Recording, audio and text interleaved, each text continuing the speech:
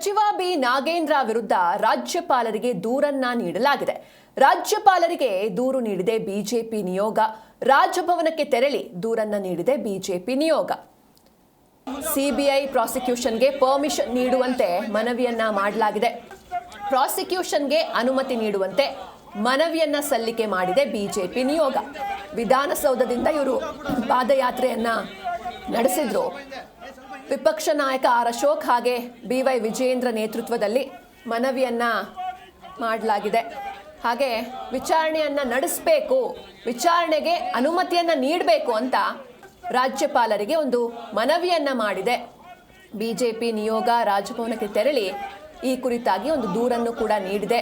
ವಿಪಕ್ಷ ನಾಯಕ ಆರ್ ಅಶೋಕ್ ಹಾಗೆ ಬಿಜೆಪಿ ರಾಜ್ಯಾಧ್ಯಕ್ಷ ಬಿವೈ ವಿಜಯೇಂದ್ರ ನೇತೃತ್ವದಲ್ಲಿ ಮನವಿಯನ್ನ ಮಾಡಲಾಗಿದೆ.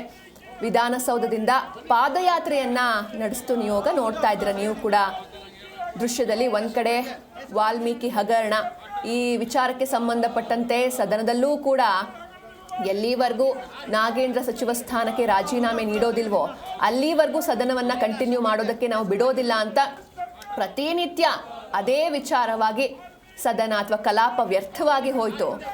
ಈಗ ಮತ್ತೊಂದು ಕಡೆ ಸಿಬಿಐ ಕೂಡ ರಾಜ್ಯಪಾಲರಿಗೆ ಮನವಿಯನ್ನ ಮಾಡ್ತು. ಪ್ರಾಸಿಕ್ಯೂಷನ್ಗೆ ಅನುಮತಿಯನ್ನ ನೀಡಬೇಕು, ವಿಚಾರಣೆಗೆ ಈ ವಾಲ್ಮೀಕಿ ಹಗರಣದ ವಿಚಾರವಾಗಿ ವಿಚಾರಣೆಗೆ ಅನುಮತಿ ನೀಡಬೇಕು ಅಂತ ಮನವಿ ಪತ್ರವನ್ನ ಸಲ್ಲಿಕೆ ಮಾಡಿತ್ತು. ಇದರ ಬೆನ್ನಲ್ಲೇ ಬಿಜೆಪಿ ನಿಯೋಗ ಕೂಡ ದೂರನ್ನ ರಾಜ್ಯಪಾಲರಿಗೆ ಸಲ್ಲಿಕೆ ಮಾಡಿದೆ.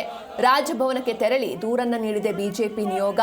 ಸಿಬಿಐ ಪ್ರಾಸಿಕ್ಯೂಷನ್ಗೆ ಏನು ಅವರು ಅನುಮತಿಯನ್ನ ಬೇಡಿ ಒಂದು ಅರ್ಜಿಯನ್ನ ಅಥವಾ ಮನವಿಯನ್ನ ಸಲ್ಲಿಕೆ ಮಾಡಿದ್ದಾರೆ, ಆ ಪ್ರಾಸಿಕ್ಯೂಷನ್ಗೆ ಅನುಮತಿಯನ್ನ ನೀಡುವಂತೆ ಬಿಜೆಪಿ ನಿಯೋಗ ಮತ್ತೊಂದು ಕಡೆ ಮನವಿಯನ್ನ ಮಾಡಿದೆ. ವಿಧಾನಸೌಧದಿಂದ ಪಾದಯಾತ್ರೆಯನ್ನ ನಡೆಸಿದೆ ನಿಯೋಗ.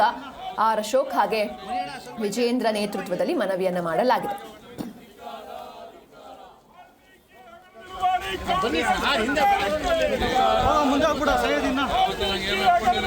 ಸ್ವಲ್ಪ ಹಿಂದೆ ನೋಡಿ.